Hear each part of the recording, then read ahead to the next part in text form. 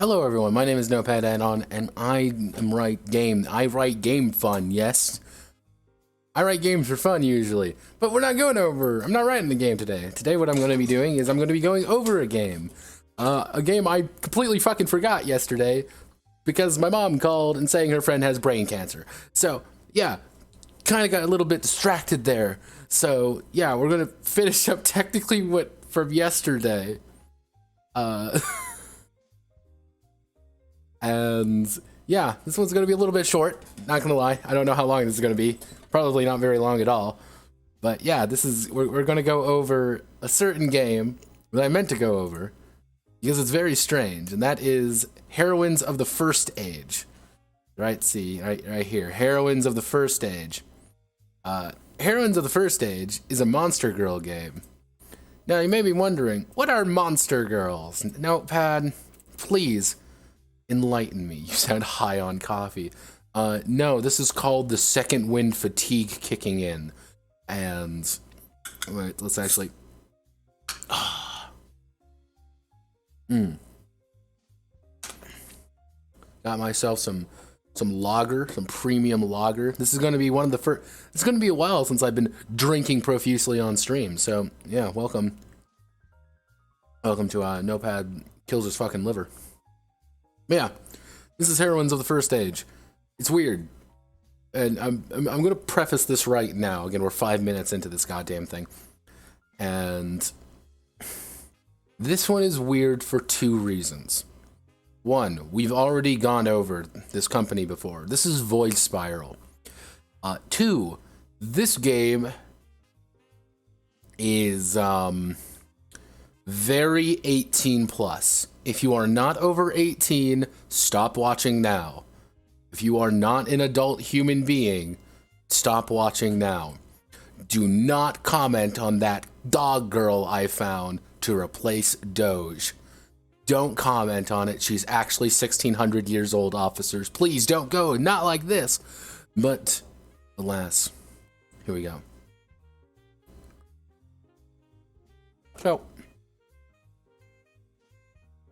what if you weren't here from yesterday, I went over PBTA games, specifically PBTA fantasy games, and this is one of them. This is a PBTA game. Yes, this is powered by the apocalypse, and unfortunately, it does show. Now, one of the strange things about this particular game, as with many things, is that it has expansions.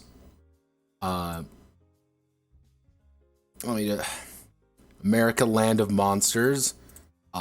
It has the space one, and it has the adventure series. I think this is like the adventure series, yeah, or kind of a combination of stuff. There's also the book. Yeah, there's a book. I'm not fucking with you either. This is literally an entire book you can read.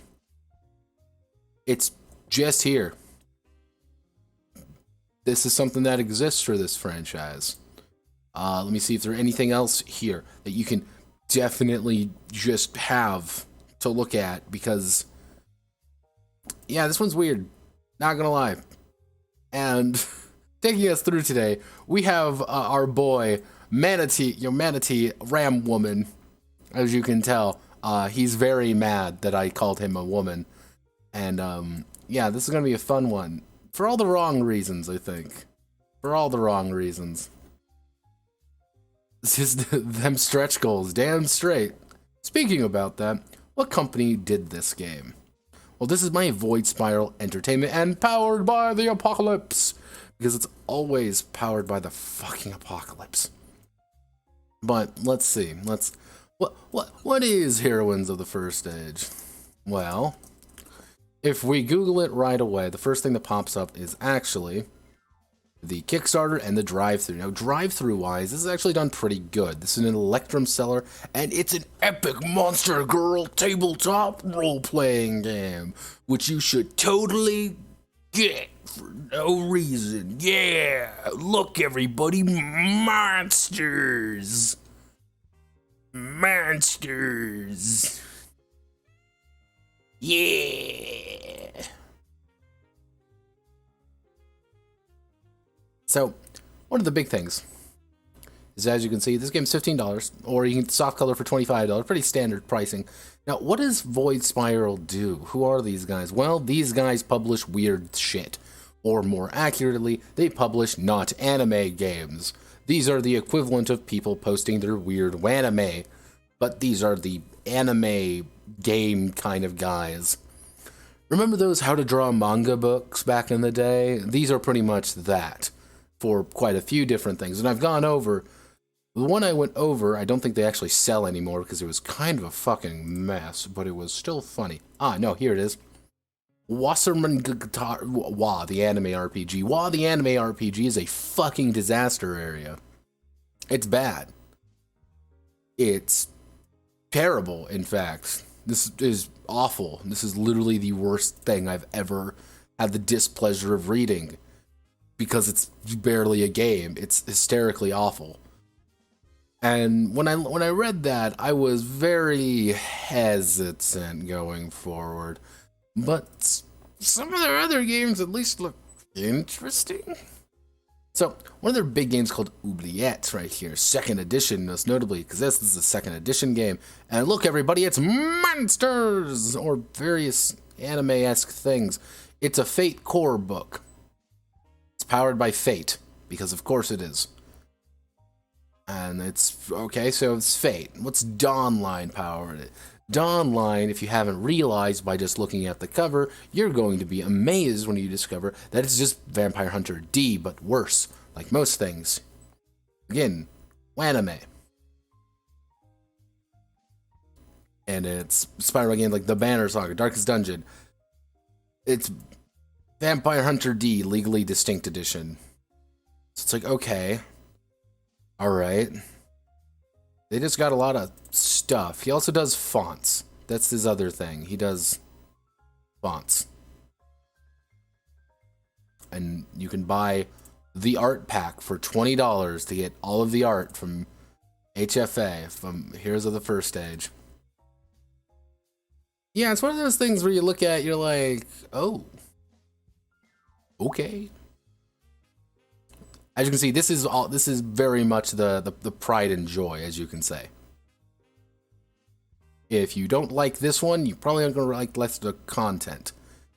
Outside of that, it's Fate game. It's PBTA. Nothing really is like jumping out at me as like, wow, there's firefighters, sharks in space. Dice light RPG, and you and your friends can play. You want to buy it? This is our new. This is the new one. It's like the D20 system. Cool. Here it is. This is just more shit. But what's about their Kickstarter? Here's their Kickstarter. $10,000 of a $1,000 goal.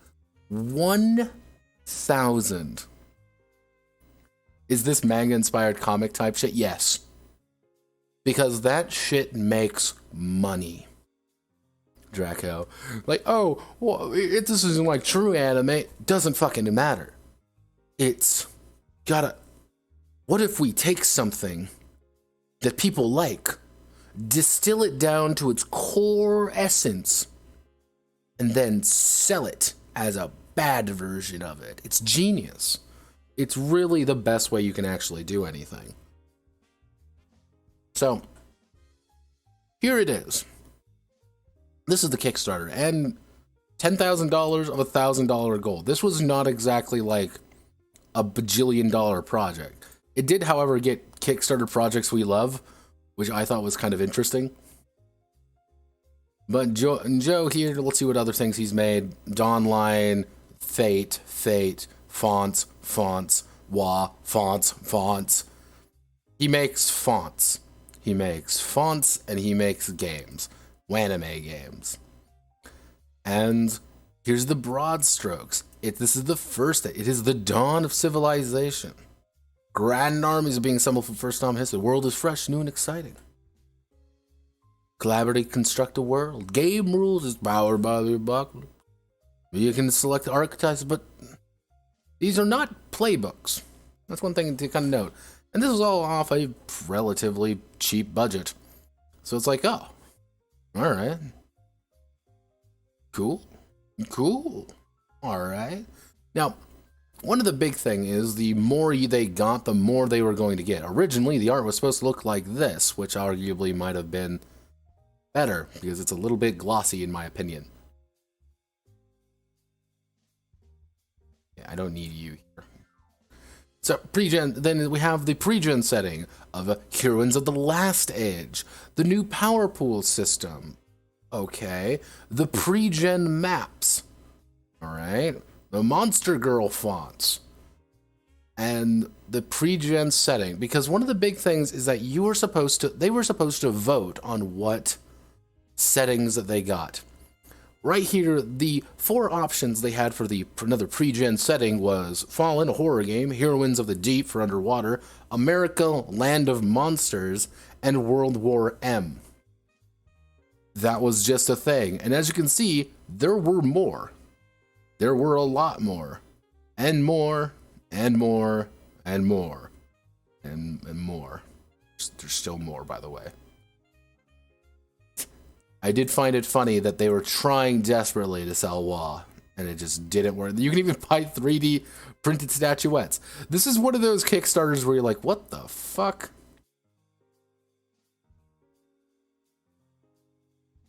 It's like, oh, wow, that's a lot of stuff. There's a lot of stuff in this game. And again, relatively cheap. Most people seem to have backed the... Let's see, what was the highest something people backed? It was the one person backed the $500 one. A special thanks, digital art pack, associate producer credit, PDF extras. Yeah, this was a big one by a very few amount of people. Monster Girls make money, my friend. Can I play a male character? You can play whatever you want. It's a shit game. Also, keep this in mind right here. Is this game lewd? Nope, PG-13, though it is an RPG, so what most happens is up to you in the gaming group. Remember this. PG-13. It's also a Monster Girl game where I can play men, so it's 0 out of 10 already, before we even begin. Alright, everybody, we had a good run, you know. Heroines of the first stage, not Monster Girl exclusive. There are men in my Monster Girl game. Alright, bye, everyone. Nah. You can't get rid of me that easily. But that is pretty much it. That's the epic story, the leet deets, as you could say, about Heroines of the first stage, is that it exists and it made some money and it happened. Ta-da! So, what is this game actually about? Well, this game is actually a game about going on an adventure as Monster Girls. You have all the Kickstarter backers. So, the first thing I remember when I was going through this is the first line. This is after all the credits and all this, the absolute first line you see. Heroines of the first stage, Monster Girl world powered by the apocalypse. And that is this, my friends, is what we like to call an omen of things to come. In more ways than one. You can go over there a little bit more. So, Notepad's Monster Girl game one already wrote it. You, right now, can go play Monster Girl Adventures, or pester me enough to do the remonstered version of it, which I really need to do, if I can avoid it. That one was a bitch. I did that in Monster Girl World Building. Remember when MGW was still around on TG? I remember. Before Enslaved Anon shat on everything and ruined it. It was great. But yeah, Dawn of the New World, scattered people step cautiously out of the limelight of history. What we are is an ages that ages might, what we in later ages might call monsters, the people of the time call friend, ruler, lover, rival. It should be and rival. Nothing in this world is old. The seas are fresh, the land unspoiled, the world is ripe with invention and creation. Every day is greeted as an opportunity, full of promise, but that goes double for the forces of evil. It does bring my favorite piece of inspirational media. The Epic of Gilgamesh, Conan the Barbarian, Beowulf, Kobayashi no Maid Dragon, Everyday Life with Monster Girls, The Iliad.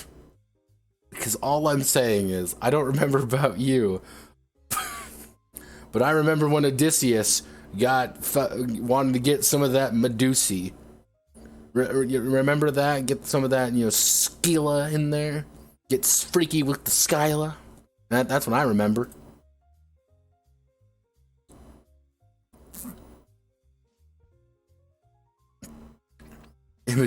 Imagine playing a Powered by the Apocalypse game. Hello, K9.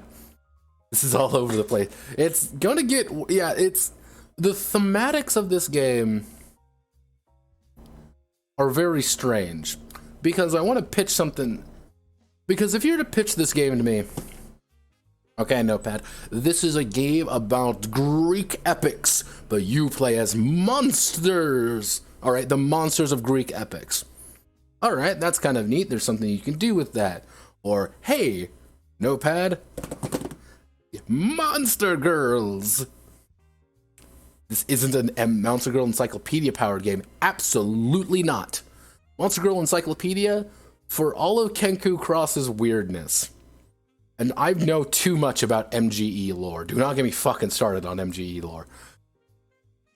There is a weird sense of consistency in everything he does. This is kind of all over the place. There are also men involved, so it's shit. Remember this. This is a shit game because there are men in it, and it's 0 out of 10. Just that's how it goes. So,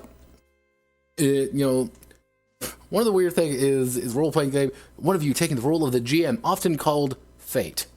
Yes, they call the GM Fate for some reason. It's It's a clever storytelling game. Now, for those who don't know Powered by the Apocalypse, I'm going to sum it up to you as much as I can. What you want to do is you're going to take 2d6, you're going to roll, and then a 7 up is a partial success, a 10 up is a full success, and anything less than 7 is a failure. Usually, moves are broken down into things such as go aggro, which go aggro can mean a lot of things. And it might be a open interpretation. So you might say, I'm going to go aggro to grab the gun out of your hand, or I'm going to go aggro to barrel out of the way. There's a lot of things you can do with just the basic idea of go aggro. That's what moves are for. Now, moves also are usually tied to a playbook. Playbooks are pretty much character classes, with fancier ways of doing things, and sometimes core mechanics in them. Now that I've described to you the basics of what PBTA is, this all right here is effectively saying it's character-centric. You, as the GM, are never really going to roll any dice. You're going to put something forward, and they're going to have to react to it. There's a person coming at you with a blade. What do? I'm going to try to block it. Okay, do this move. There's a person in danger. I want to do something to help them. Roll this move. It's a conversation, as they like to say, but a conversation is a little bit strange. MGE was already around and there for the taking, should have just copied it.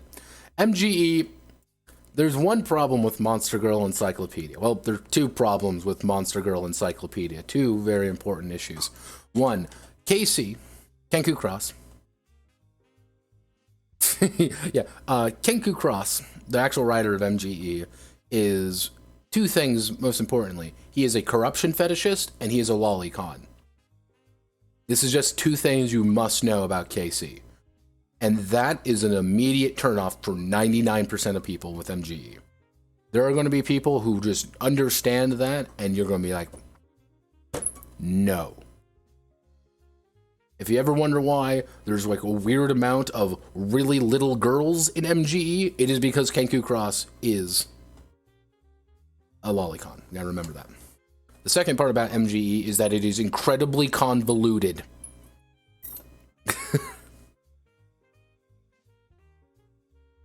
Yeah, it's usually, Kanon, when people say like, oh, what do you mean it's a player centric? The idea is that the GM really isn't making any, it's the players are the ones doing everything, kind of as Ironside there explained. The GM doesn't make rolls or tell the players what to do. Instead, it is them doing things. The GM will probably never really say, hey, make me this roll. No, it's, you're doing a thing, this is what you're doing.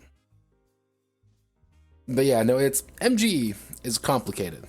Because MGE is, by its nature, written by a man who is a corruption fetishist lolicon. And a lot of the monsters reflect that. But there's a lot of monsters. And if you actually delve deep into the fucking minutia of Monster Girl Encyclopedia lore, you realize shit's weird. Because that corruption fetishism applies to everything.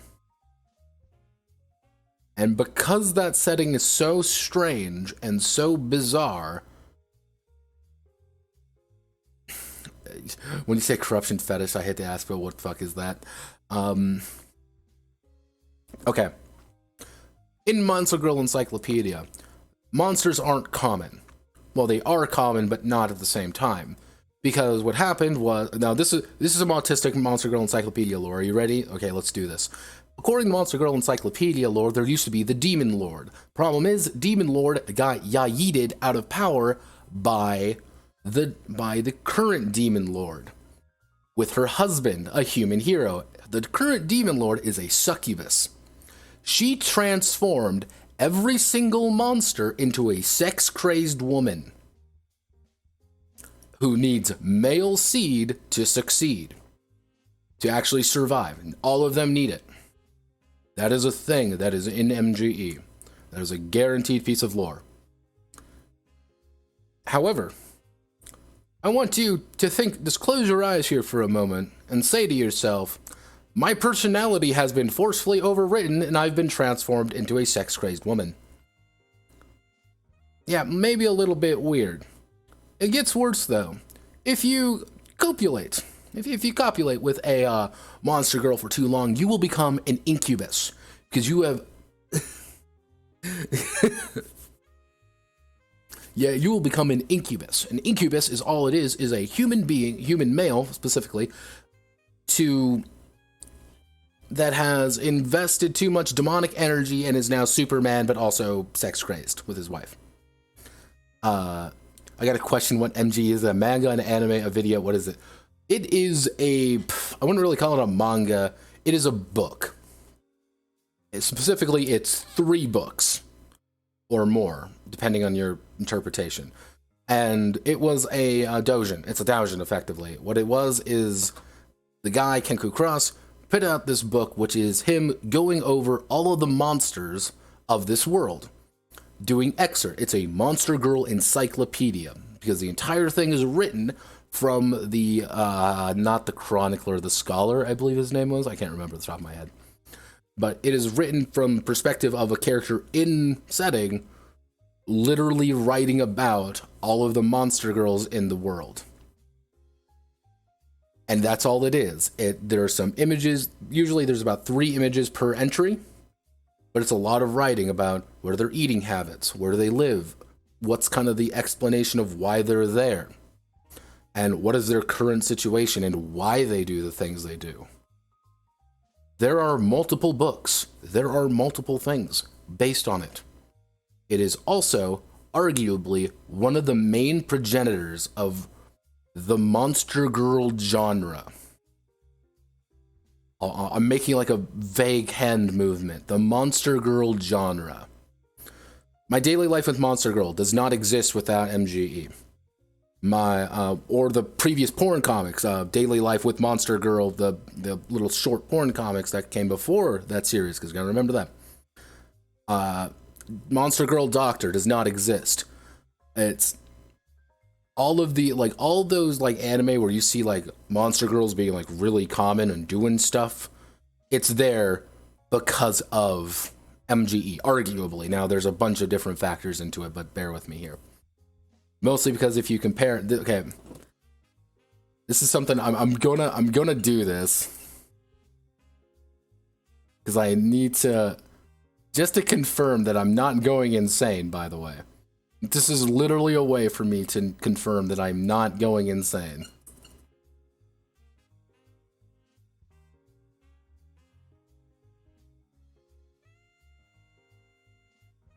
So,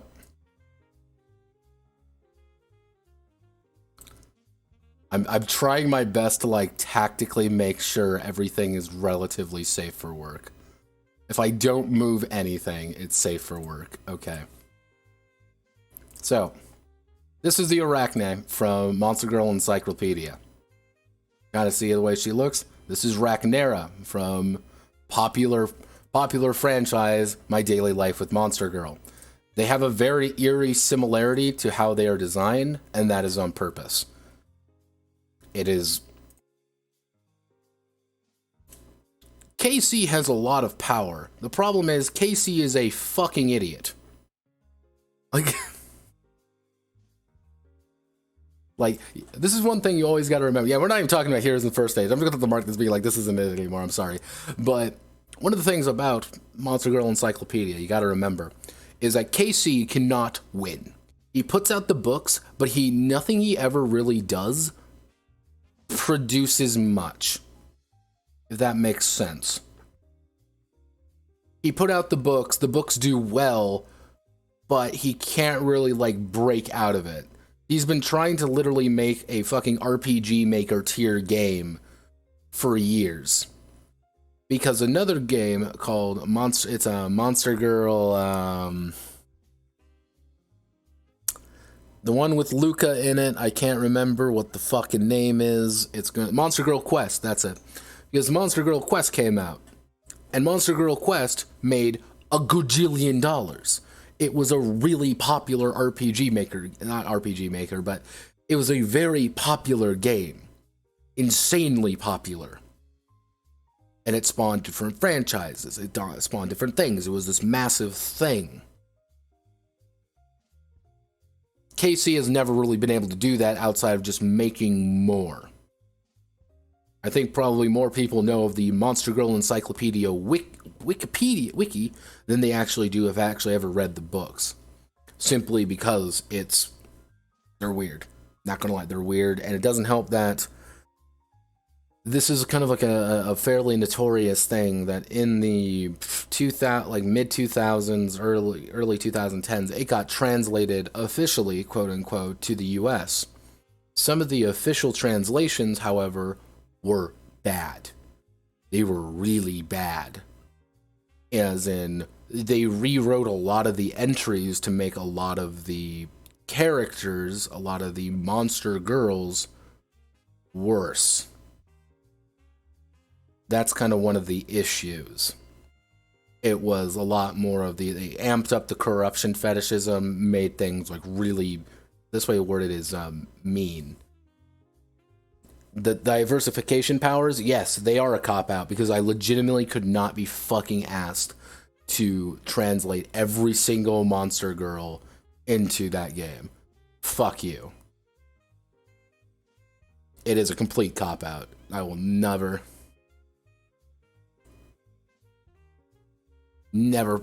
say anything different. But that's kind of, then things like Fallen Maidens came out, and Fallen Maidens was a weird thing in which Casey has over time done everything in his power to make the setting not really have that bite anymore, if that makes sense. He removed things like the Order, which were kind of like the Knights Templar bad guys. They got removed because they wanted to hurt monster girls, and none of the monster girls are ever dangerous now. Everyone's happy, everyone's great, and everything's fine. Nothing ever goes wrong. Monster girls don't... Twitch, this is for a reason. YouTube, this is for a reason. Monster girls don't rape you anymore. They are destined to find their loved one. No matter who you are, they will find you, and they will love you. That's it. It's... MGE is a fascinating story of one man getting so perpetually fucked by his own creation that he cannot have anything better in life. Literally blame people making it weird. To him, anyway. Because the way he views it, everything is fine. This is completely okay.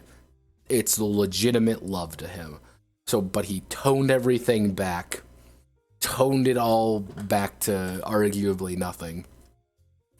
Which some people don't like, some people like. It's kind of a cop-up to how you want to interpret it. Well, the thing is, that's kind of the problem, because in the original writing, it was supposed to be, this monster girl loves you.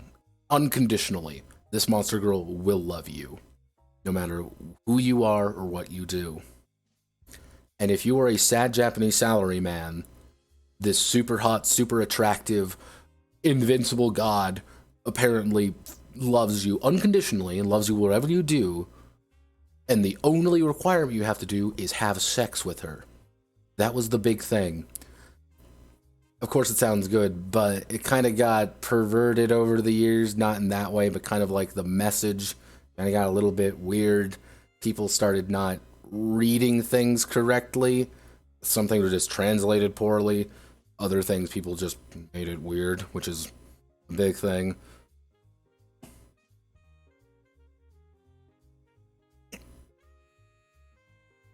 Well, think about it.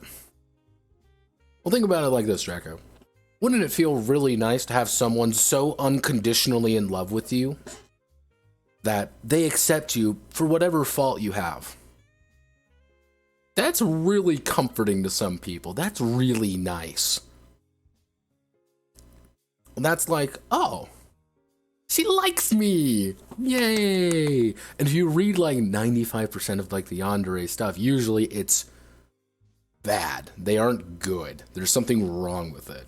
Mirai Nikki, otherwise known as like the one yandere show everyone knows. That is not a happy story. Mirai Nikki is a sad story. Everyone suffers in Mirai Nikki. But we've gone completely off topic. We have gone far beyond the topic of today. Bringing everything back. Yandere isn't romance. It's fucking horror. Exactly. Redeemed Yandere, though. Good shit. You, the watcher, suffer watching it. However, okay, bringing this all back, kind of tying everything together. Heroines of the First Stage is not Monster Girl Encyclopedia.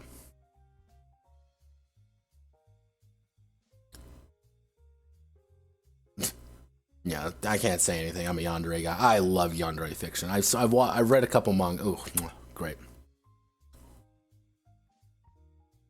That's one of the big things with this game. You gotta remember, this doesn't have any... Out of its Monster Girl DNA, it is skin deep.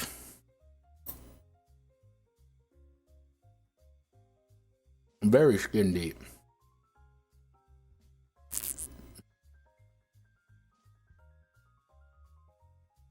So, here in the first stage, this is what you're trying to do. What's your agenda, your principles, GM moves, and your adversaries, and various other things.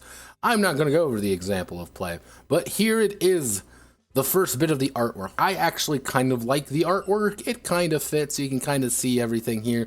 However, there is a man here, so 0 out of 10. And, yep, here's a valid NPC right here. Giant monster girl with a comically oversized sword, which I think her sword is angled at a direction which doesn't quite work. I think her sword is like angled at a direction where it's going to probably stab her. But now we begin with the Genesis phase. The Genesis.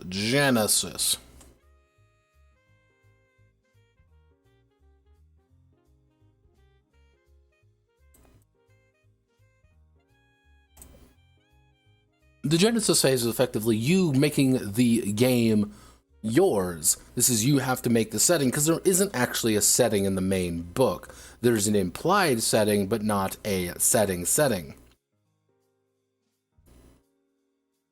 And because there is not a setting, there's something you can do things like this. For example, what is the relationship between humans and non-humans? Non-humans are rare. They are stuff of legend, spoken of in whispers. Both are common. The species divides are immaterial. Humans are rare. They are mingling of many species. There are no humans.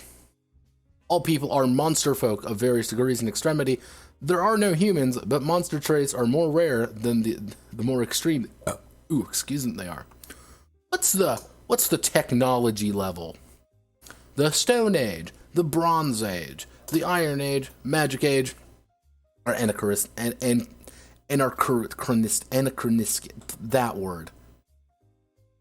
And there's another man, 0 out of 10. Why am I here? Now, select a metaphysics system and find who is needed. Yes, we have to select our metaphysics system. Because that's a thing in this game for some reason.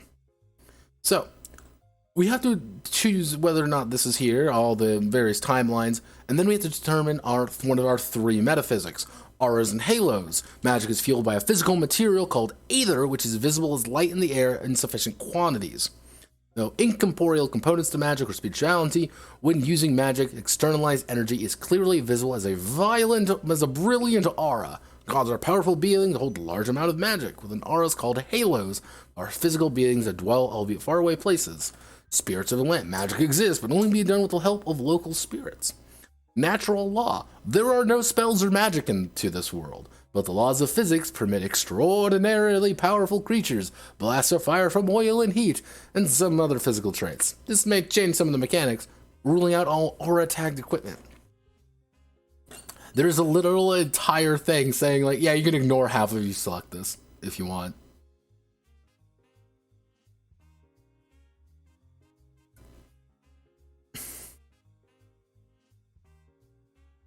I wrote that in as an option in Monster Girl Adventures, mostly because it's hard. That's why. You'll get modern era because people can relate to modern era, or you'll get pseudo Japan, Euro Japan. Now, then we have the power pools. 2 to 3 of them that inhabit the world. These are amorphous sources of magic. The characters can tap into a grace written themselves. The power pools are above gods, and these are things like the Everblood, dread, vitality, predator and prey, the circle of life, animal, tyranny, sex. The nebula, blue, purple, red, sky, night, stars, fate, time, beauty, creation. The ink, purple, black, writing, knowledge, communication, immortality, uniformity. The great one. Planet, world, stone, life, biosphere, size, mass. They are above gods. Power pools are bad, but you need the power pools. These are super gods.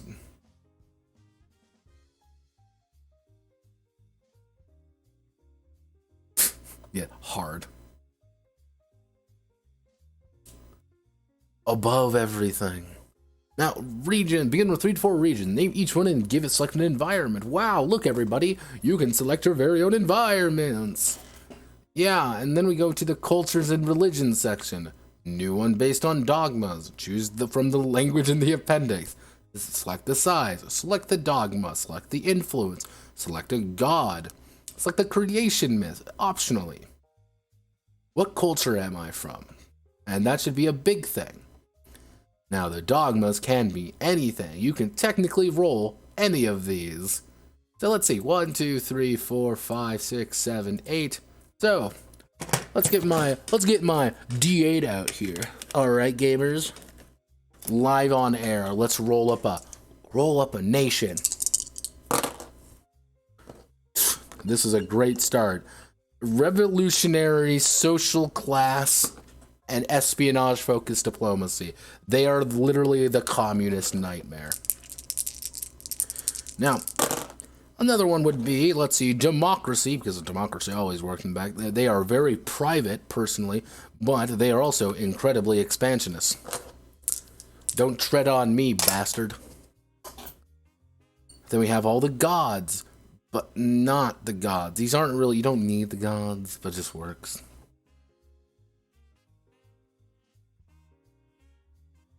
All of the various possible creation myths. God had left the land. Oh no, horny USSR. The immediate threats. Immediate threats are things that are threatening you. What is the problem? And you have to select the portfolio, because again, this is for everything rather than something. It's the corruption that spore spread, such regard of its creeping fungoid danger. It's Gygas's army. The mountain vast titans can wipe clean the lands of their enemies, quite literally. But no, we're fighting the mega beasts now. But no, we're fighting the paperlings, enemies of the written word. These manifold beings seek to destroy all language. Well, no, we're fighting the benthic ones from deep sea. They're literally Cthulhu monsters. Then you have the Forsworn. Take care of what you swear and what you vow, because those promises remember your words. Then we have the rising villains. Ooh. The looming prophecy. The looming prophecy is intervening gods, because the gods might come and try to save the day, but you need to fight the... Oh, it's this one. Okay, so... This is one of the first things, what we're going to see is a fairly common. The artwork isn't bad. Let me reiterate this real fast. The artwork can actually be pretty damn good. You know, and it's like, oh, okay, this is pretty solid. Like, I meme about, oh, look, man, but it's like, this is fine. Like, I'm kind of in it. It kind of gives everyone a little bit of a personality. Perspective's always off, but it gets across. This is fine. Like, I actually quite enjoy some of, like, the landscape stuff. This is, however, something a little bit more common. I don't know what to call this style of artwork. when I was going over it, the first thing that kind of popped into my head was DeviantArt circa 2009. Like,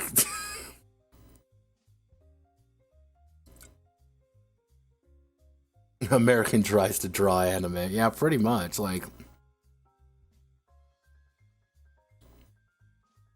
Wix Club. Is it Wix Club? Is that what I was getting at? Like, I'm like, I've seen this before. This is one of the major artists, and she kind of comes in every now and then. I assume it's a she. I mean, I kind of make that. I was like, oh yeah, here's all the major discoveries. Here's all the world problems, which things are like social and diplomacy. It's a debt of honor is due. The war is coming on. Combined threats, background issues, leftover immediate global miscellany, where some other things in the world. But it's like, yeah, all right. So this is kind of nice. I like some of the bits in this. But now, character creation. Each player will need a character. Here she's helped organize the information. All parts of the character creation are done in parallel. A perfect find to browse all the archetypes before deciding on your character's features, for example. Discuss your character you're building as you're building them with the other players, so you can collaborate on the relationships. Belra, an assertive demon folk shade walker. Ooh. Here's an issue.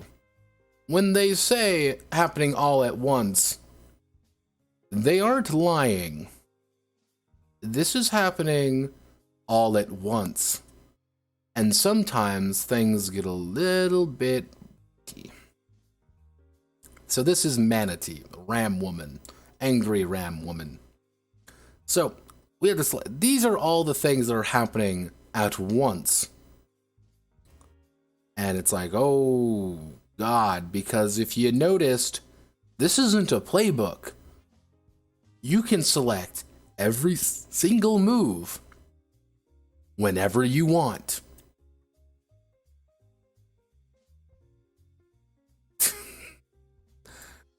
And because of that, it gets a little bit strange.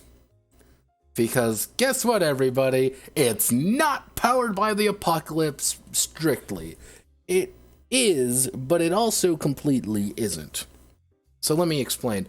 The entire idea, the role mechanic is very simply is whatever your stat is, d6, counting your 4s, 5s, and 6s, and with comparing with a difficulty number. So for example, let's say I want to roll my power, which means I'm being aggressive, forceful, mean, or mean. I'm going to roll my 2d6, and I rolled a 4 and a 3. I scored 1 success. Because this is a success system. But also one with moves. A lot of moves that happen at once. And you have to choose them all.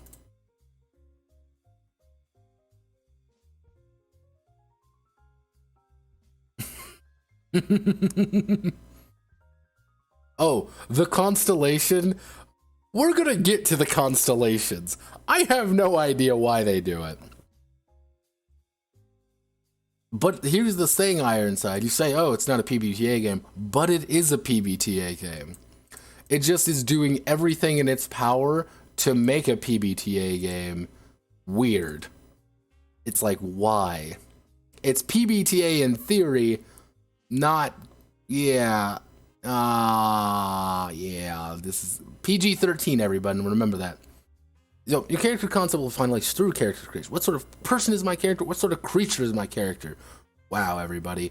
Now, the big thing is, assume your body plan starts as a baseline humanoid. Pick 2 to 3 traits. Each trait is composed of 1 to 2 adjectives and 1 feature. You can select them or pick randomly. You decide if the trait replaces the relevant human trait. Whether it is additional, add more features as adjectives as necessary. Because you're going to notice something. This means nothing. The traits mean jack diddly shit. But you can also roll everything here at once. So let's roll. It's going to be fun. Let's make a physical trait together. 1 to 2 adjectives. You know, we'll do 1 and 1. Our first one, we rolled a 2. We have a ceramic. Yeah, we have a ceramic We have ceramic eyes. Let's see what our second trait is. Ceramic. I rolled a 2 again. Abdomen. I rolled a 2 again. I'm not fucking with you guys either. I rolled a 2 3 times. Ceramic tentacles. We're just a clay person at this point, I think. But yeah, for some reason, this is the first time you actually get to actually see any of this. Because your traits don't mean anything. So it doesn't really mean much. So you can choose to do it. Now, you don't get the suggested move. Or any equipment you have. You still have to pick it during character creation. Now, what does that mean? Let's say, for example, I want to play an avian. I want to play an angel. Many feathered wings added. Suggested daily prayers move, agile flyer move. I want to play a kitsune. Ooh, many fluffy tails, fluffy ears. Suggested supernatural allure move, transformation move.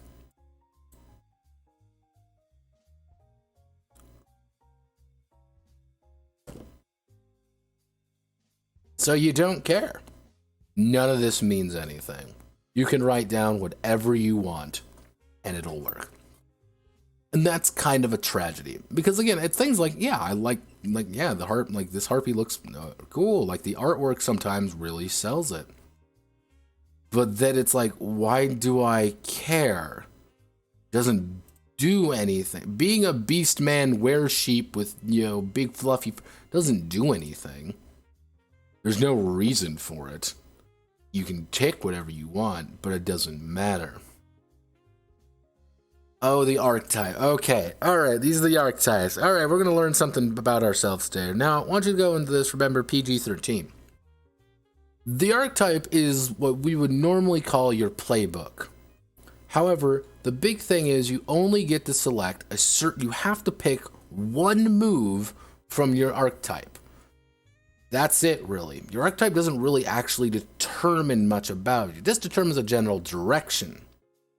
So, sorceress is a sorceress, but you can play a man, you can play a sorcerer if you want. A soldier is a fighter. A shadewalker is a rogue. An outlander is a nomad, ranger, wanderer.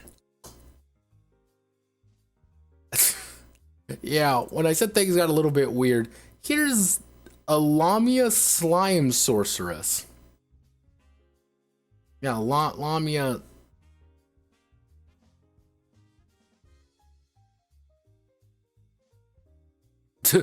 New waifu. Yeah, it's like, why are you a slime and a Lamia? Like, choose one, ma'am. You get one. Now, this is where things get stranger. Socialite. Alright, you're a courier, you're a kings, rogues, courtesans.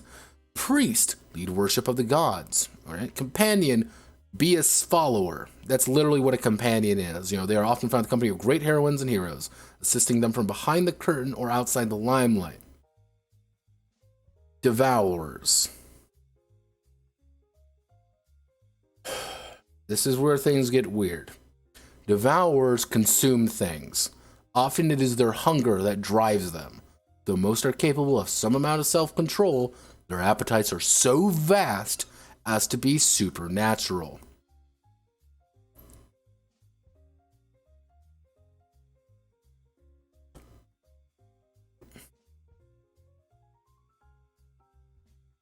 It is the Vor class. You also have the Psychic class. You also have the Pact Mistress, which is like it's like the Law Keeper, effectively. It's like, what? Then we have the moves. The moves are what you do things with.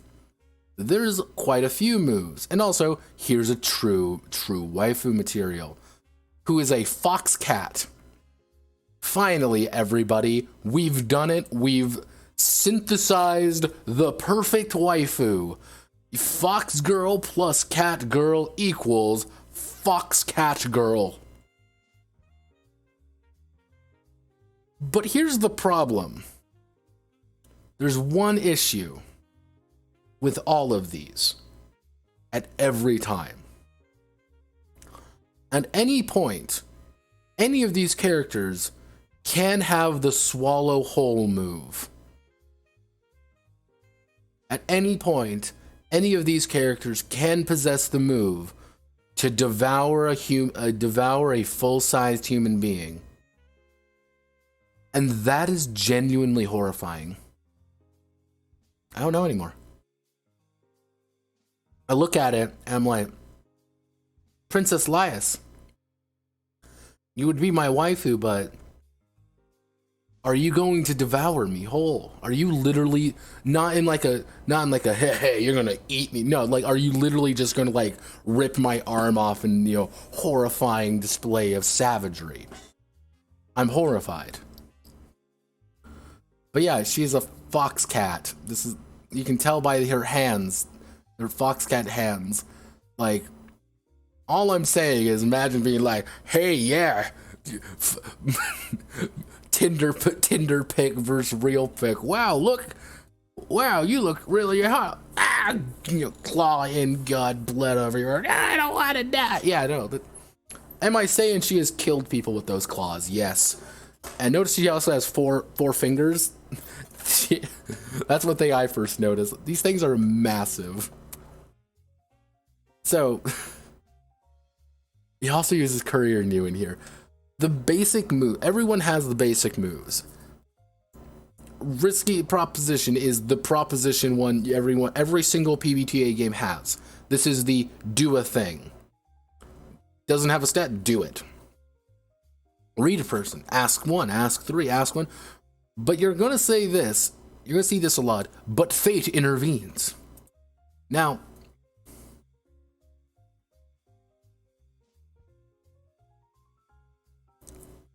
ah, yes, I was walking in the park when suddenly a fox cat decided to eat me whole.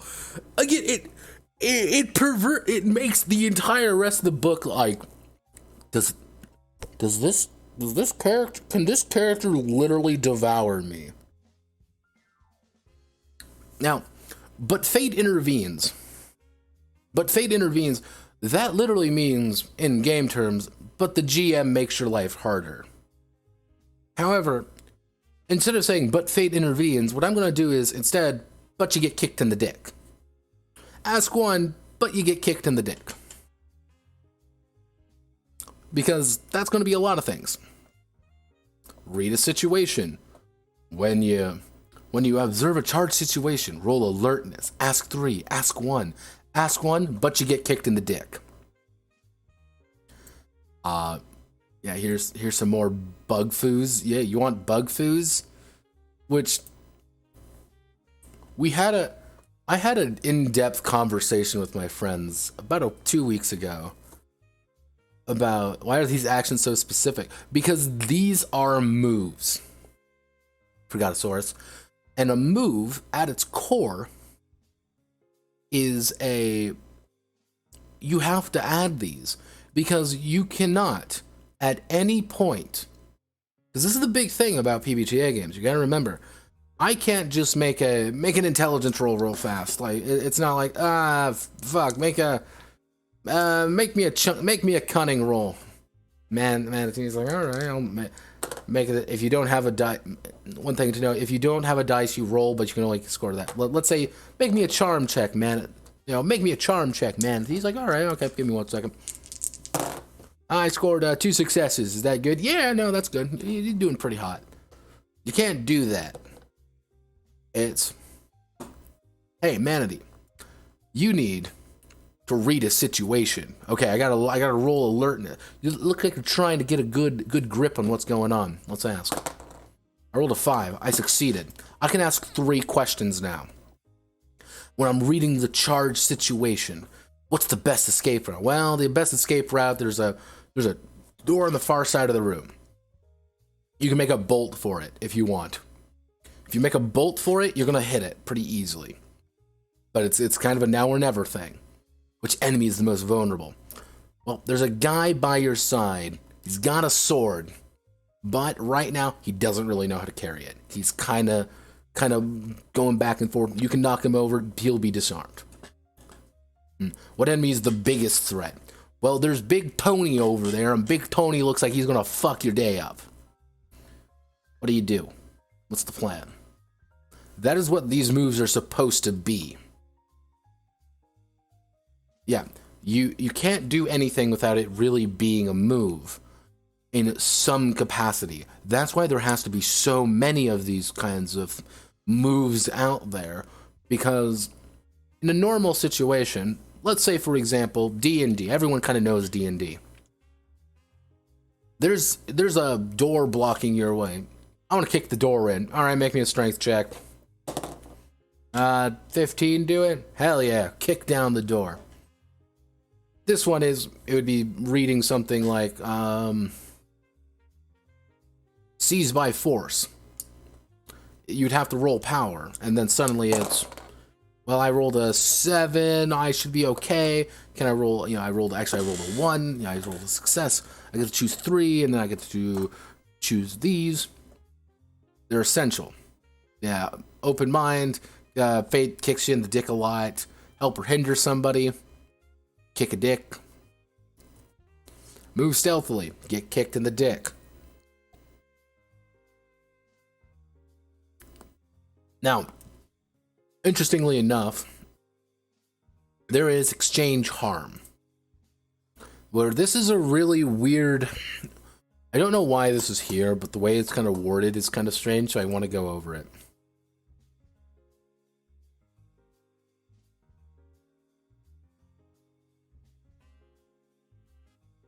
Oh my god. It's exchanging harm. If something comes up and we need to exchange harm, I'm going to do damage to you, you're going to do damage to me, because it's hitting each other as hard as possible, trying to knock one another out. That's pretty standard. But dealing harm is a separate thing to even kind of register. When you exchange harm, you deal harm. That's a separate move, because you might trigger a move saying just deal harm, but you may also trigger another move which is exchange harm. Those are two different things, but exchange harm simply triggers dealing harm to two people. Think about it almost like a computer program. When I hit X, Y will occur, but you can trigger Y naturally. When I buy resources, I lose money, or I could just get the resource. Pretty simple. But also incredibly weird. Then there's also the end of session move. And then there's the battle moves. Because yes, there are battle moves. Because all of these are moves that they put on the sheet. Now, the battle moves can roughly be summarized as what you can do. If you don't have one of these, you can't really do it. Melee, when you fight in close combat, roll power and exchange harm. And then you could choose 1, 2, or 3. Deal more damage, do -1 damage, outmaneuver your opponent, overrun their position. These are what really a lot of the game kind of is built around, these very narrative situations.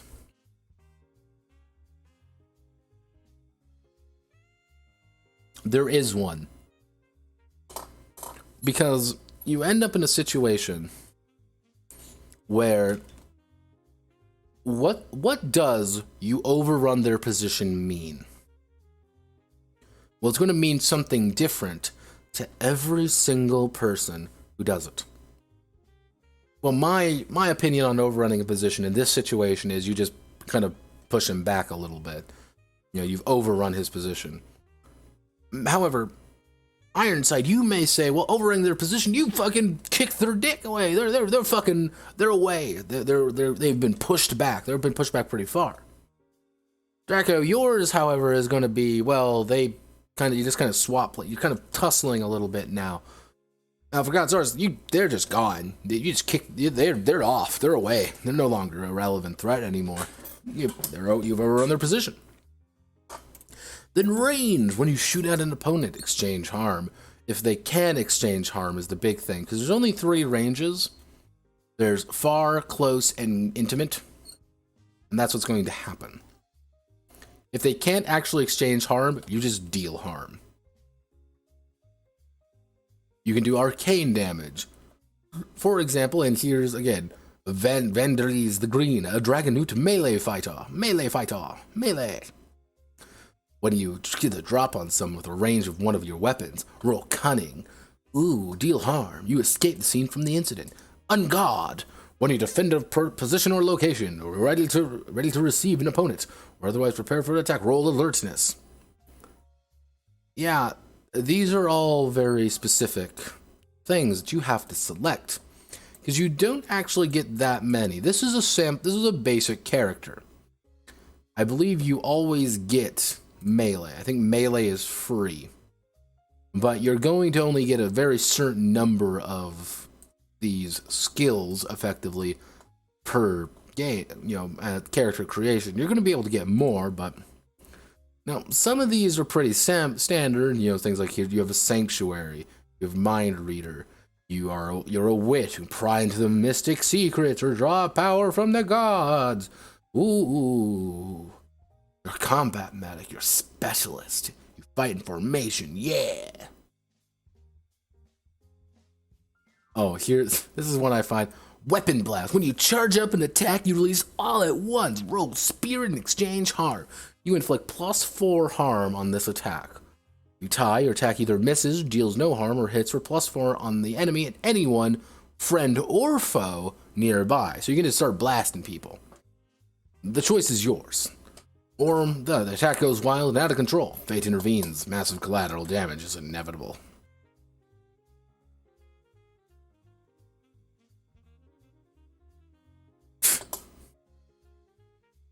Yeah, PBTA, I've never played PBTA. I'm going to say this. Some of these games do work. I don't like PBTA. It goes against my personal philosophy. If PBTA works in one very specific situation, if you are building a game from the ground up with very dedicated playbooks, with very dedicated understandings of every single thing, it can work as a narrative tool. It's not going to last long, and it's a focused thing, but it has to be incredibly focused to the point where it can't really be used for anything else. They rarely are, however. Case in point, Shadewalker, you get some flash stab. You can use melee weapons as though they were ranged. For some reason, they put the Pact Mistress here, Big Titty Cow Mommy. She's just here. And they also put this is one of those things where I'm like, guys, just why? Where Assassin is here, there's 2 art pieces between the end. Just move it. Just move it. That's all I'm asking for. Now, you also may notice none of these are alphabetized. Agony, despair even. Outlander, more armor. You're going to see a lot of these as well. Some of these actually do the exact same thing, which is you gain armor.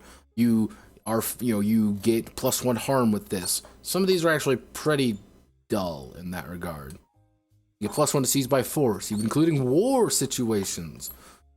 Bazaka. Being a socialite. Yeah, here's all your abilities. Your priest is the healing ritual. All your origin things. No, here's your companion. Follow the lead. Easily dismissed. Pull you from the fire. Observant. Comforting presence. Now, this is Devour. Predator. You get +1 to roll harm with Bite, Shake, and Swallow Whole.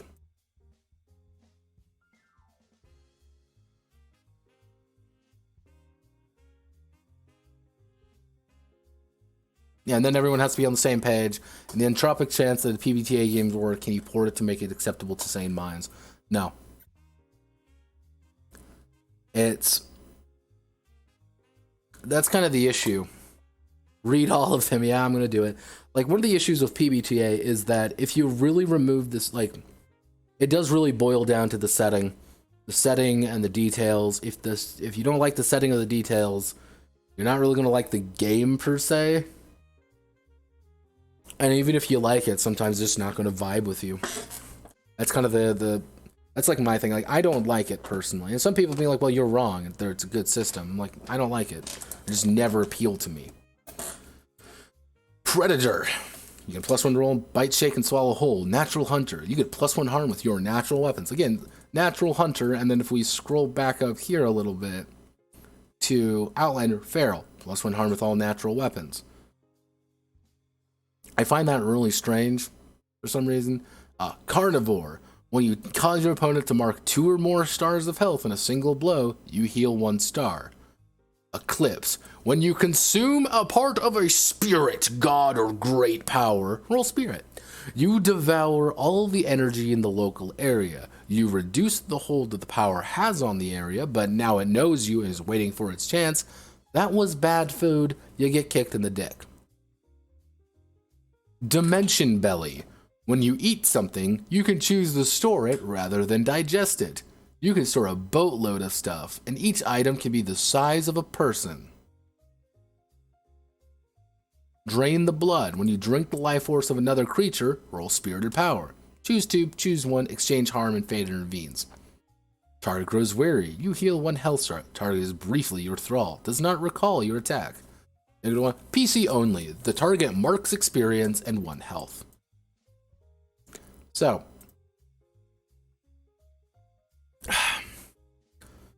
guys, you don't understand. You need to get inside of my stomach.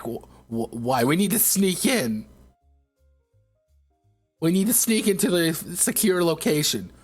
I don't want to be eaten. You have to be eaten by me. Please, I can store all of you in my stomach. Hey, bro, this is getting kind of... Let me eat you! Yeah, it's one of those weird things where they specifically state can be the size of a person.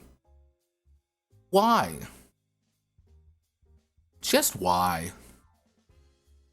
That's my question. Are you fucking with me? That's what the thing I'm asking at the end of it. Are you fucking with me?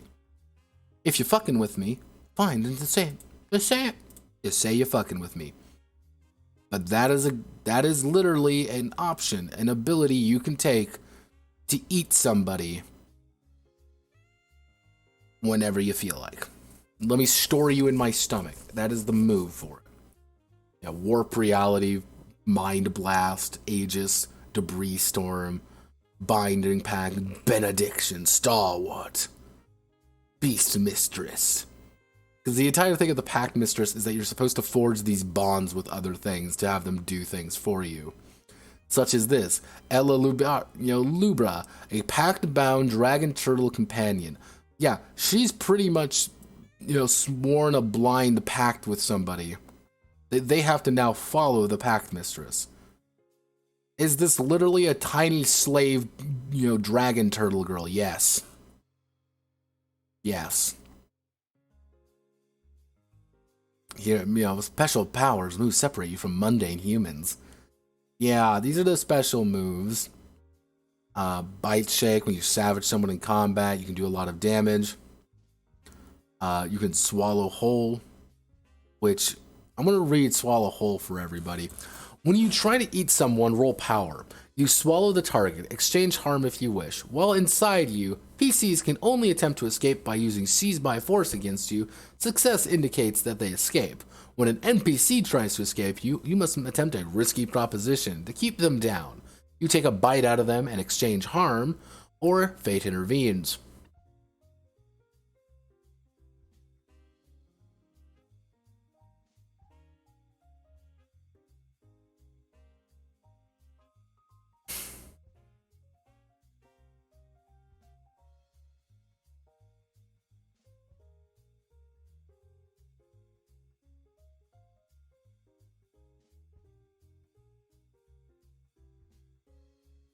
It's just there. What is the digested room? There's none of that, thankfully. Yeah, constricting, agile flyer, transformation, supernatural lure, regenerate, mystic eyes. Yeah. Swanganile, the Devourer, a famed user of the Swallow Hole move. They know. They have to know. They have to know this is Vor. They, like, this is a tiny girl, and she's going to fucking eat you. This is a sex thing, right? Like, she is literally eating you with her ass. That is a tail. She has a tail with a mouth, and she's gonna eat. What the fuck?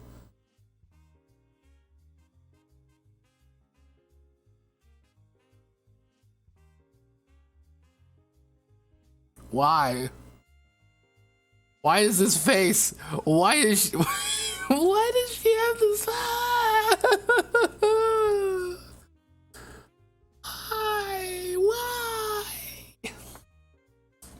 Why? Yeah, also, binding thread. When you are within melee range of an enemy, you can bring the threads into play. You're psychic. Here's your super ability. Wowzers. Great roar. Echolocation. Solid thought. Because, yeah, here... Nobody post the crying emoji. No one post that crying emoji. Not a single one of you. None of you. This is no... Ooh, no. No. No, Ironside. You want that? Go read Maesta. Officer, she says she's 18. Officer, you don't understand. It's a 1500-year-old Oni psychic girl. You don't understand. Yeah, and then here's the social moves, which is another weird addition, which kind of was like, why does this exist? Which, social moves... These moves go far beyond basic conversation. You can lie to someone even if you don't have the deceive move, but it leaves all the attempts in the hands of the GM, who may choose to complicate the matter. You cannot lie to somebody unless you have the deceive move. You cannot lie to somebody reliably.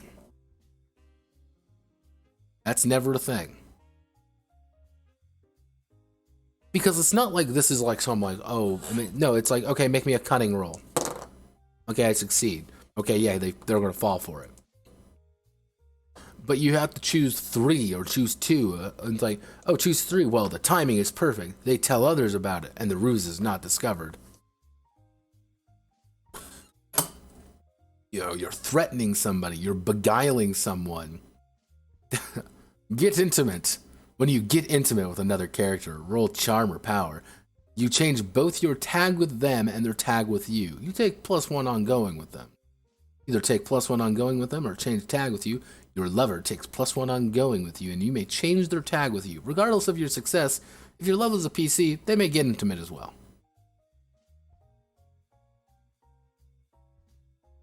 Courtship. You can. This is literally a move you have to perform to do this. Seek counsel.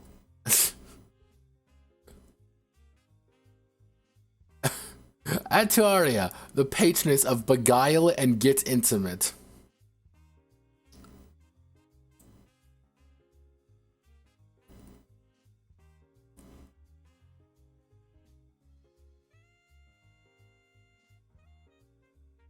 No.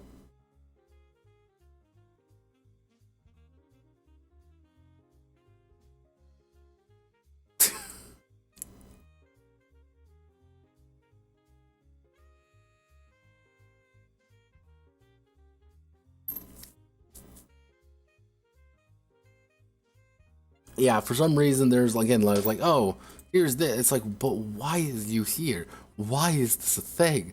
Weight of reputation, athletic and sport. When you compete with others in physical competition, roll alertness or power. Pick 3, pick 2, but fate intervenes. You impress the account if you win or tie. Why? Why are these things? Why do I need to take this? Don't question why I chose beguile and get intimate. Don't question it. It's not the point. Also, don't question swallow whole believable. Don't think about it. It's not the point. Never was the point. But why? Like that. That's always my question. Like, but why? It's for the beach volleyball arc. Yeah, pretty much. It's for the beach volleyball park. because you also get these, your flaw moves. You always have access to these. Now, you can invoke your tragic flaw for things. If you can spare it, you mark willpower. You suppress it, you indulge, you get experience. You get +1 ongoing while doing so. You do it, and you can clear willpower. Pretty much, if whatever your flaw is, you can go gamer mode for a second and get a lot of benefits, but it's your fault. You know, Ciaris, the quill spike. Wow, look at her, everyone. She's my new wife. Her weird Japanese elf porcupine monster thing. When you invoke another PC's flaw or mark willpower and suggest a complication related to their flaw. Yeah, you can be a dick and like just fuck with people and their flaws. Now, Manatee's flaw. I marked my tragic flaw as tsundere. It's not like I want to devour you, Baka. Before you realize, like, haha, I put tsundere. No, this is an actual tragic flaw. I ain't fucking with you either. He's ecstatic to make Voram. Yeah, Manatee didn't have an option in it. But yeah, these are the war moves. You can besiege things, because yeah, there's an entire section on the war system. You can do sorties, you can do withstanding the siege, open battle, formation, light cavalry, shock cavalry, artillery, volley, not volleyball, scout range. Also, here's the most terrifying creature available. Drul Arazega, a spider moth priestess.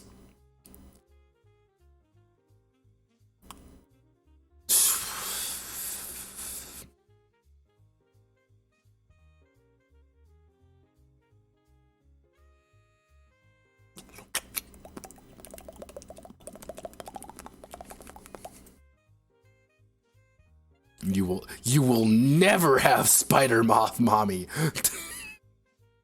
What's the point of living? My paralysis demon, damn it, it's become popular. Finally. Yeah, there's a lot of these. And yeah, list of flaws. You can't read the air. Creature comforts. Cruelty. Envy. I'm gonna kill this tiny child. Greed, hubris, idealist, impatience, insensitive, lust, pettiness, pride, reckless, rival. Yes, tsundere, play hard again, react to embarrassment with aggression, take an insult to your love and yourself poorly. Ooh, woo, I can finally be a tsundere. Manatee's a tsundere. I know. Don't worry, he's a manlet. Also, I had a fairly intense debate. This is a very important debate. Now, it came out to be pretty much predominantly furry, but this furry, yes, no, your option. But, now, the basics of the stats are pretty, standard. I'm going to leave this right here just for a second. Difficulty numbers. The weird thing is, the way they worded the difficulty numbers, it's not easy, hard, medium, hard. It's heroic, legendary, mythical. They will speak of this for 1,000 years. Bring down a castle with a punch, engaging a great evil in a world-shaking combat, seduce the chaste queen of a nation of nymphs. Yeah. Difficulty number 3.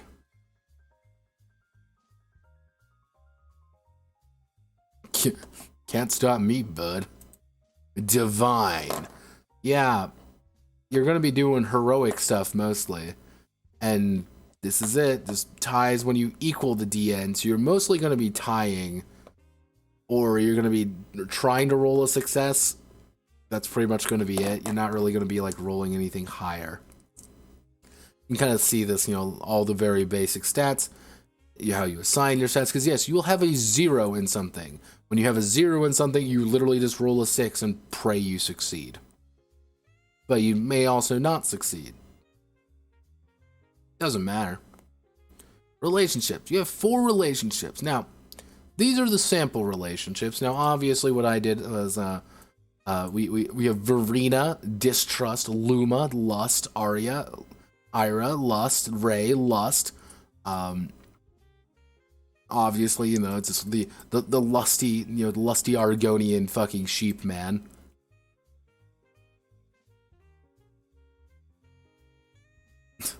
Don't fuck my sleep paralysis demon. That's a... Come on, if that's not an Amazon Kindle original. There's no hunger relationship? Unfortunately not. But you can technically just have comfort as a relation. Now, mind you, these are one-sided. Now, the thing is, they change over time. Resolving them is a key part of gaining experience. Once you resolve a relationship, it's now simply its forefront as the current relationship in play.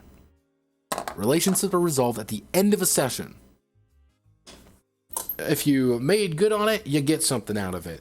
And it's kind of like, oh, okie then, that's fine. Okay, now we can hit the constellations.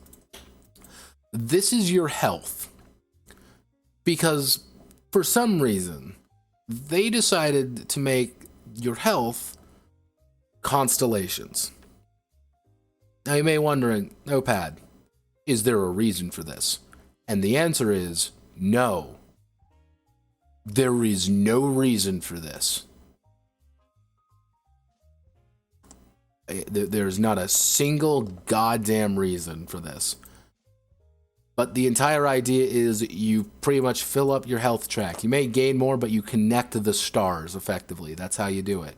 Willpower is the same way, and then you fill up your experience constellation. Ooh, wow, look everybody. You can get more experience. Oh, wow, I would have never seen this. Ooh. This could have literally been like X out of Y. Nothing would have changed. But they wanted to make it special, I guess. 6 play represent health and wounds. Because if you take harm, you're going to take a number of stars off. Pretty standard. Not exactly the most complicated thing in the world. And, yeah, that's it. Willpower really doesn't do anything. Unless you're trying to fight off your tragic flaw, or there's like moves for it. But not really anything else. Like, here's all the... When you mark experience. That's it. Because this is not a necessarily like gaining it. Not like when you fill up the experience constellation, you get everything. No, it's like, I have 3 experience, I'm going to spend 3 experience. That's it. You know, fealty. Which, this is another strange thing. I don't know why this is in here. Gold and fealty are different. Gold is personal wealth. It's just money and shit you have. Fealty is respect and loyalty. You have to spend fealty to get military units for the intricate army system. Yes, there's a mass war system in this game. You know, mass conflict, and then basic equipment. Interestingly enough, they give fairly detailed, you know, things that you have to spend your money on. As a Devourer, I just got a shit ton of money for weapons. And you can select any of these weapons you like. Strangely enough, though, you can also select things that you may not have. So, congratulations. You want to play a deer man? You can select fangs and technically do better than most of these. You can just spend money and become stronger, you know, such as having horns, which allows me to do 4 damage, decarily take it off, and it's probably better than most. It's technically better than most items because it's fucking horns and it's attached to my goddamn body. Spent on food, rituals, alchemies, and training used to bring about these changes. Doesn't matter, you just have it, or you don't have it. Pretty simple. Then you can upgrade it. It costs additional gold. You have, because by technicality, you can have things like 2-handed horns or huge breath, giga staff. And then they use this image here for some reason. I don't know why. Then you can select blessings, but you can't be bought in character creations, but you can find them. These give different abilities, like galactic.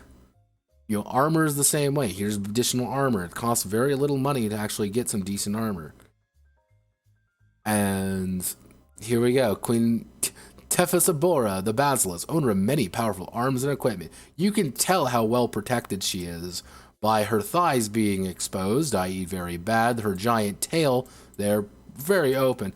Don't forget about these fucking vital organs you don't need. Don't need that. Sorry, ma'am. I like my women heavily armored and protected. Yeah, miss me with that. Miss me with that non-historical armor, thank you very much.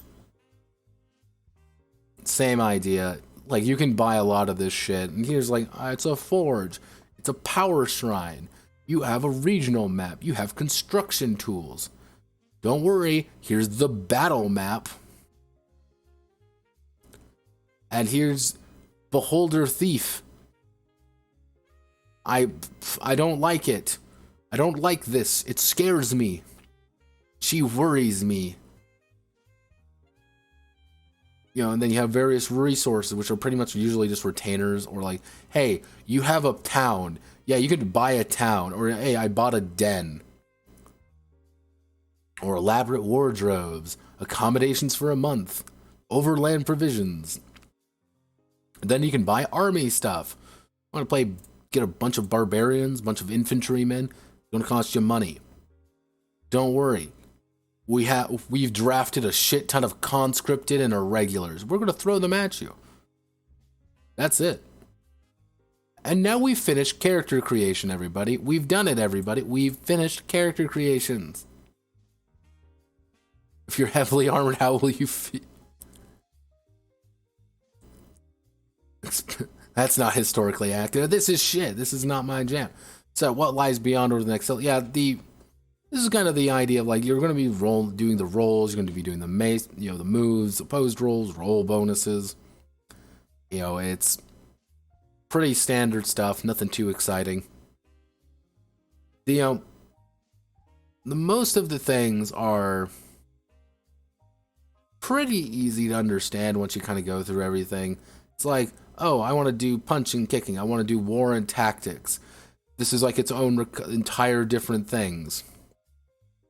You know, here's marking experience again, spending experience, buying moves. You can buy it for 5. That's pretty much it. You want to increase your statistics, 1, 2, 3, 4. Pretty cheap. You can increase your health by that. You can increase a little your health. You can increase all these things pretty steadily. Fealty's the same way. These are pretty simple stuff. Even down to the balance. Don't worry too much about balance, because who fucking cares, right? No one fucking cares. Kind of the same way of like the GM stuff. GM stuff is pretty standard. Deciding just rewarding PCs, NPCs. Wait a second, I reminded of something. Again, really cool artwork when it wants to have it. It's the horse. It's the horse girl.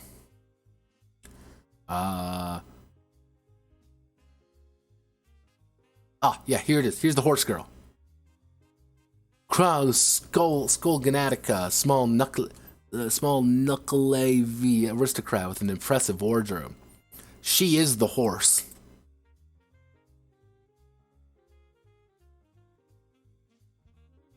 She is literally the horse. This is bringing a whole new definition to the term horse-pilled. Jesus. Pretty standard stuff. Again, these guys don't really have stats. They're going to do a thing, and if something occurs, you're going to do the thing to it. NPC origins, kind of the same way. Army units, the map. You can add things if you want. You don't have to add everything. Here's how to make items. Don't worry. Here's a girl going sicko mode. Rip her clothes off. This is one of my favorite pieces in the entire book. Like, hands down, I fucking adore this.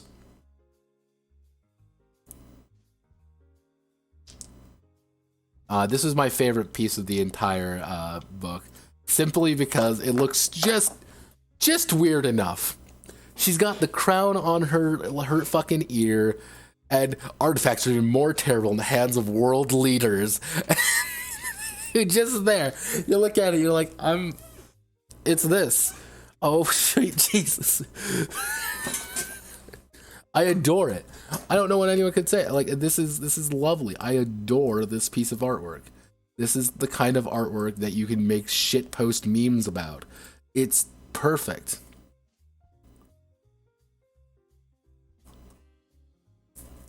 It's hard to even comprehend like how. Let's actually see.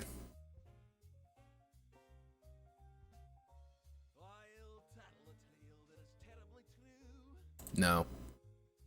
Sorry. We'll call it a cucka leave for as much as I feel like. You know, Big Titty Croom is from another world entirely. Because yeah, you can just choose to be from other worlds. You want to you want to do this in isekai, and also here's horror. Now we're horror. Ta-da!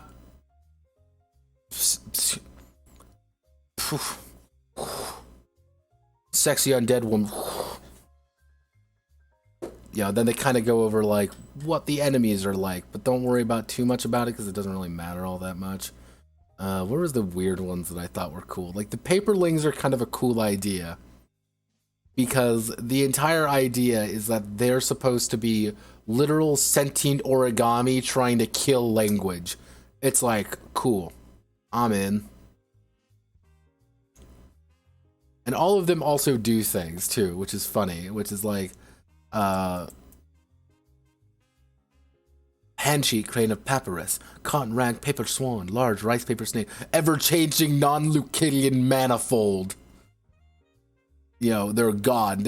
Barbarians don't have gods. Plagueborn, undead fiend titan. Yeah, here's this. This is a fucking Monster Girl game, bruh. This is a Monster Girl game. It's doing some non-Euclidean shit. This is what's your motivation? Stellar tentacled seraphim astronaut. Like, yeah, these are horrifying, and it's like, yeah, here's some like horrifying monster god. Tides of endless extinction. The Everblood, symbiotic armor type, savage little fang broods. Yeah, some of these are like, what the fuck? What in the goddamn?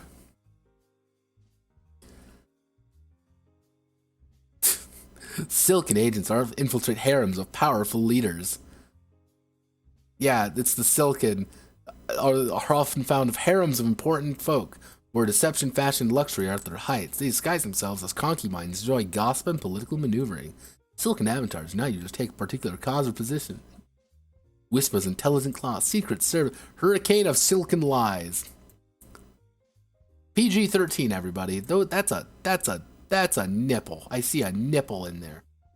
That's a no-no. Yeah, like here's all the various languages. Yeah, they have an independent language section for some reason. So yeah, this is Heroines of the First Stage. I am confused by this game for a variety of reasons. Mostly, it boils down... It just means... Here's the odd thing with Heroines of the First Stage. This is a game built to appeal to something.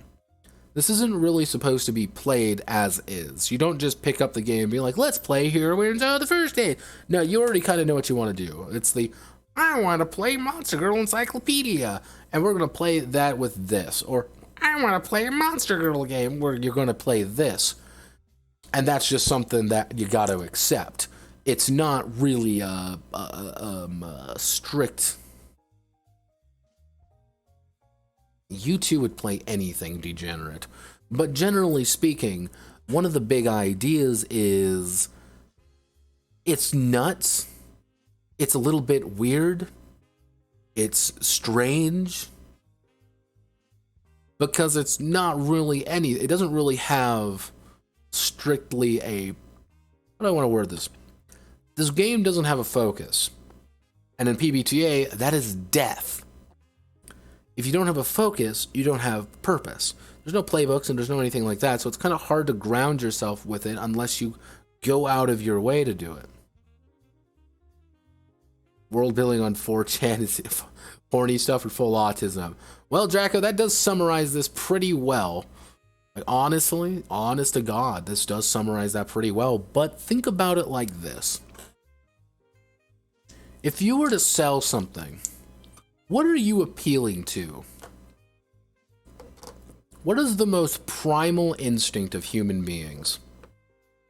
The most primal, the pure unga bunga soul in your body, inside the heart of every man.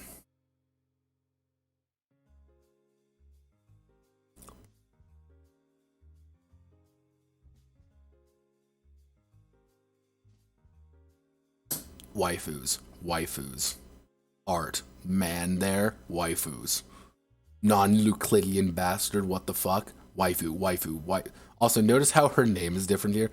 Waifu, waifu, waifu, waifu, waifu, waifu, waifu, waifu. This is literally appealing to the most base instinct of me want to stick my dick in it. Because that's what this game is. This is the primal instinct of me want stick dick in. You look at it being like, oh my god, it's a Monster Girl game. I'm gonna hit that shit immediately. And that's what kind of Monster Girl media has been built up with, unfortunately. Whether for good or for bad, it's kind of the idea of kind of this primal instinct of yeah, I want to consume. That's what it is. It's Coomer content. But Coomer content sells. Remember that, kids. Coomers may not be the most interesting people in the world, nor more fascinating. They're pretty horrifying, but they are people who fund things. You're going to get paid to do it, damn it. But just before we kind of wrap things up, I kind of want to just do like a brief look through. These are things like Heroines of the Last Age, which are the same thing. Now, the big thing here, which I actually quite like, is that he does provide, this is a 302-page book, by the way. This is the setting. Like, he's going through the setting. This is what it is. It has that focus. It has I think the best way to word it is purpose. You're going to have purpose in this particular game. It has places to go and things to do. But I'm more curious about why you didn't make the first game this. And mind you, this is not as much art in this version. It's a lot more writing. Just densely packed. Writing. Occasionally you get some pretty pieces, but... And it's odd, because it goes over very detailed things. Like, yeah, here's the Villa Outlands. Or here's Mizariot, circling supermassive black hole at the center of the galaxy, a celestial object so bizarre, even the other inhabitants of the corridors tend to avoid it.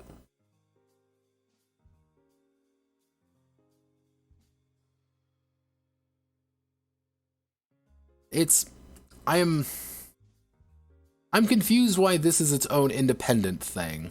Why didn't you just publish this with the base rules? Why didn't you just make it like it's a weird alien girl game? Just say fuck it. Because yeah, it's like archetypes and moves are not relevant in HLA. Yeah, they're not relevant. Why? Why? Why are these a different... Why is this like a completely different thing than just the base game? And then it kind of dawned on me, they tried this before. Because like, if you were to pitch this game to me, I'd be like, yeah, fine. Like, it's kind of weird, but like, alright, it exists, and I understand why it exists. Yeah, this is appealing to a certain Coomer aspect of it, but it's like, yeah, cool. Here's all the currency... There's a currency system in this game. Here's all the buying power stuff. This is all important stuff. Hey, here's all the weapons. Here's all the various kinds of weapons you can buy. All of them do something slightly different. All of them are important. And it's like, who the fuck? So this is like his own entire book, almost. But you need to have the base game to play it. You need to have purchased Heroines of the First Age to play Heroines of the Last Age. That's essential. Because there's no information how to play the game in here. Because that's not the point. You know, Heroines Last Days expansions for Heroines of the First Age, with deeply detailed galaxy filled with 50 unique worlds, dozens of new factions, 10 galactic scale supervillains, whole new suite of stuff.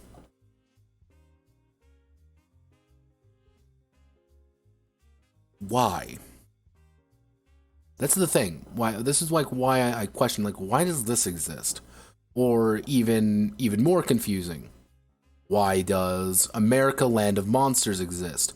Because guess what? This is the same thing. This is 144 pages of things happening in 2019. But for some fucking reason, opening up with this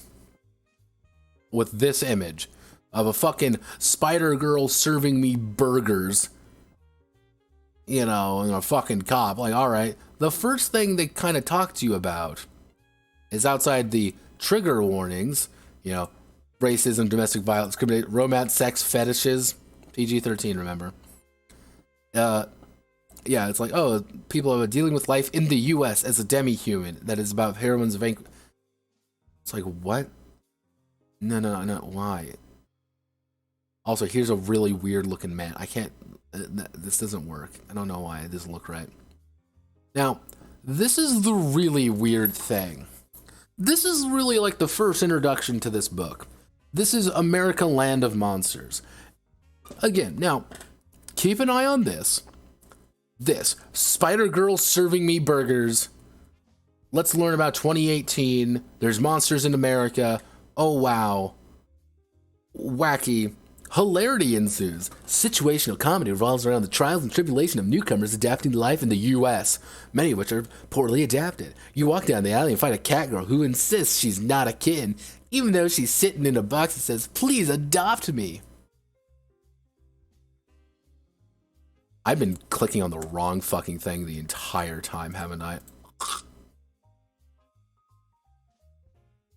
I should ask, did any of you guys see the space one? Did any of you see the space? Because I have this fucking button. Doesn't do jack shit sometimes, and I hate it. I hate that aspect. Let's see. Did you actually see any of the space stuff? This is an important question. Let's see. Give me something to work with. Oh, God. I've lost viewers. I saw, okay. Let's, this is Heroines of the Last Age. This is a fully fleshed out space setting that changes everything about the game. Every single thing about it has changed. It is 302 pages of heavily detailed setting information. This isn't just a little bit stuff. This is autism. This is a lot of stuff all together. This is 302 pages. You cannot, however, there's a catch though. You can't play the game. This is not playable by itself. This is an expansion book giving you a bunch of options in 302 pages of stuff. And I have no idea why it has all of these new pieces of armor, all these new weapons, everything here, but you cannot play the game. That's the important thing. You cannot play this heavily detailed, fleshed out setting unless you buy Heroines of the First Age. Unless you buy a game with no identity, you cannot play the giant space game. Nor can you play the game about Spider Girl serving you burgers. You can't play this alone. Which is interesting, isn't it? That's fascinating to think about. This is an independent thing. Now, one of the odd things with this particular game, with this one, is it's about America, it's about being funny. However, you also have this. This is the sliding scale of terror versus hilarity. In Hilarity Ensues, it's funny. Everything, it's a comedy show. However, if you have Crapshire, I can never pronounce that word. Crapshiring? I know what it means. Outer shell humor hiding darker, harsher world of cynical reality. Jokes cut a little deeper, humor rise from the Schadenfreude. You know, it's black humor. It's terrible, but it's so terrible that you have to laugh. Laughter eases the pain. Absolute terror. Horror. Power corrupt. People are real monsters. Bad things happen to good people. Watch your back. Expect racism, discrimination, and violence. You walk down an alley and find a box that says, "Please adopt me." The box is closed. Blood is pooling at the bottom of it. For some fucking reason,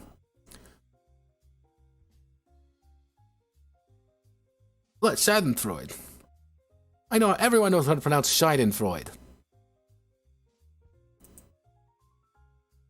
Yeah, no, like one of the for some reason this particular expansion right here, America Land of Monsters, goes really deep into like America TM problems.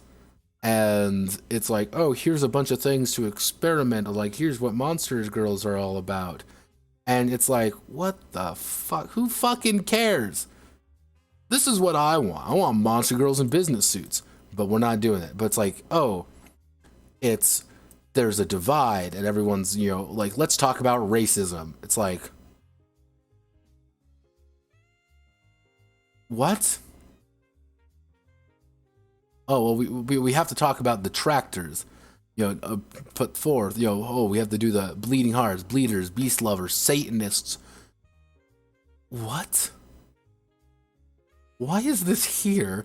And I was looking at it, I'm like, this is kind of strange. And I was kind of just reading through it. And they talk about it. And it's like, let's talk about what damn humans eat. Or like, here's all the money and jobs. I want Monster Girl serving me burgers. What? I don't want to be, you know, drawn back into the world of 2018. But it's like, oh wow, hilarity ensues. Ooh, wow, subtle discrimination. It's a constitutional amendment. Mandatory re-education. Law enforcement. Otherworld. Corruption. Magic in the U.S. Adult fear, abuse, racism, demi-human trafficking,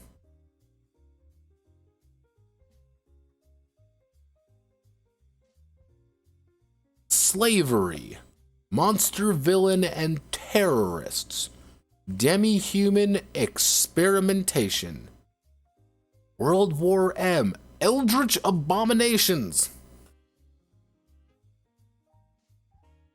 Yeah, shit blood, yo, egregious and big as all you proponents applying sex acts with demi-humans. Then this is what you see. It's like, what the fuck? What the fuck is this?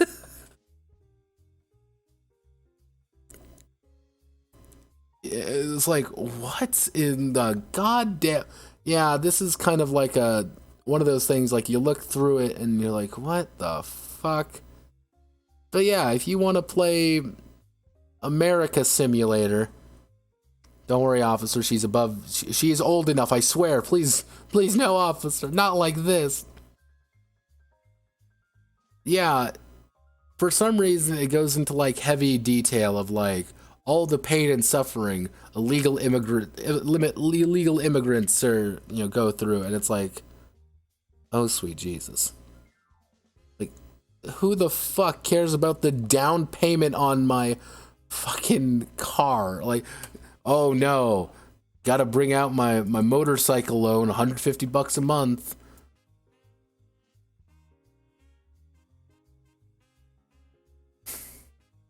Social welfare housing.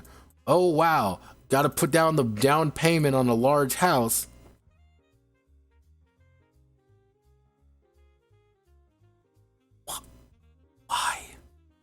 Why does this exist? That's always like my question. Like, why does this exist? Oh, it's like, here's a promotion system. Here's the taking out a loan system. Well, you want to take out a loan? Here you can do it. It's a fucking loan system. You do not have to mortgage your fucking shit. Ship, yeah. Here's how converting salaries and debts. Oh, cool. Like, here's how to do a debt. Cool. Savings, investing. Don't forget, you want to do risk?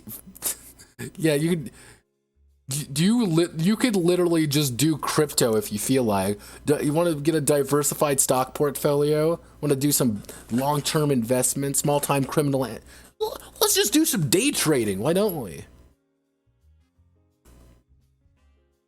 Why not? Come on. You don't want to. You want to do some crypto? Where's that Monster Girl game where I trade in shit coins? Like, yeah, it's. Yeah, then there's like, here's a bunch of like super villains and problems and like all the people are scary and monsters are bad. It's like, I am more confused of why this thing exists than anything. That's my question. Like, why does even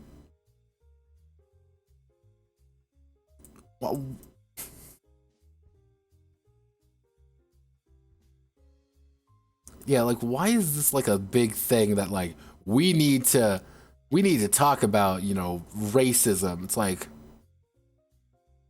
no. No, we don't. We never did. Let's talk about Monster Girl burgers. That's it.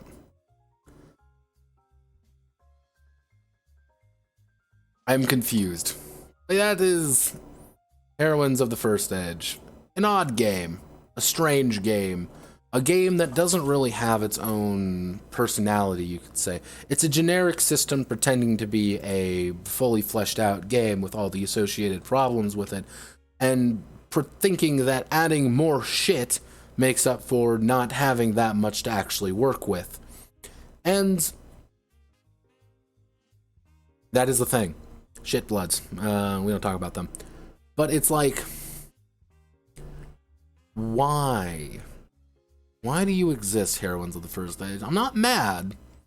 I'm not mad. I'm confused. I'm confused, Heroines of the First Age. Why do you have the Vor move? Why do you have a extensive system for shitcoin trading in your expansion book? Why? Why are you the way that you are? That's all I gotta say. So, thank you all for watching. My name is Notepad Anon. I hope you had a wonderful time. Let's see. Tomorrow, most likely, we're going to be doing probably the preliminaries of Project Sidewinder.